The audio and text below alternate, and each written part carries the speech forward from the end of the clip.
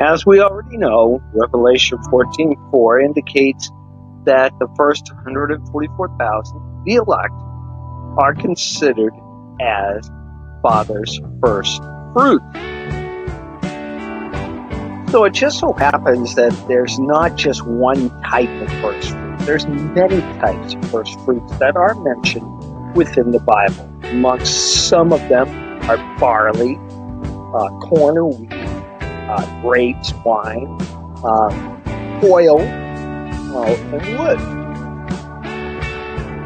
Now, because there are many types of first fruit and celebrations of these first fruit upon God's calendar, the one that was given to Enoch, there therefore are many times to look for possible redemption of God's first fruit, the elect.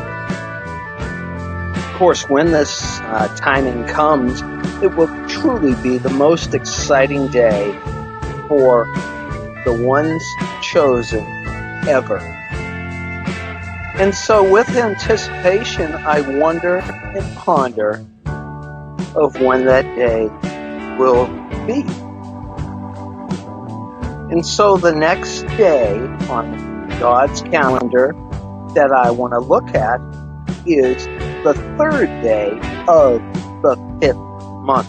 And it just so happens that the third day of the 5th month matches with, on our Gregorian calendar, July 23rd, which will be tomorrow. And tomorrow, it's time for the new wine, the Feast of New Wine. And what we find out in verse 19 of the Dead Sea Scrolls, we find that first fruits, many, again, the corn, which is the barley harvest, then counting 50 days to the wheat harvest, the new grain offering, and then 50 days to the wine.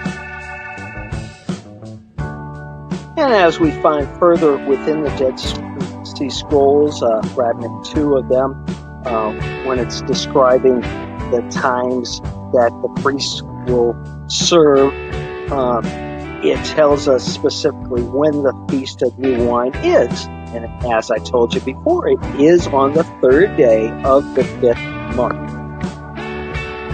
Now, Sister Sherry says that when we leave, when we're called, we're going to have such an awesome time. We're not retiring anytime soon because we're leaving. We will be back in different bodies, which is going to be awesome. We'll be in our angel bodies because the elect, the first fruits, the firstborn are angels.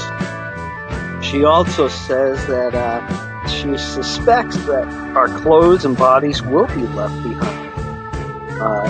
Because when you look at the reactions of the people on earth, she sees terms naked and nakedness, and you're thinking, okay, we're without clothes.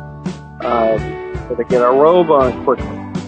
But there's something very epic about taking up as people because we're transformed. We're transformed, completely transformed. Now let's keep this thought of being transformed in our minds when I share the following scripture.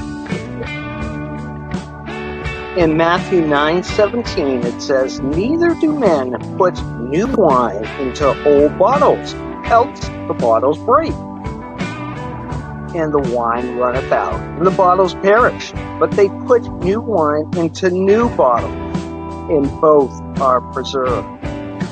New wine, your souls into new bodies, angelic bodies. It's a fact that the human body is made up mostly of water, and the normal adult body is anywhere from 60 to 70% water. Now, John 3:5 says, "Except a man be born of water and the Spirit, he cannot enter into the kingdom of heaven." So indeed, we are born initially of water. mostly water. And at the wedding, of course, we are going to be married to Yahushua. We are going to be his bride. It said in John 2:9, when he tasted it, the water had become wine.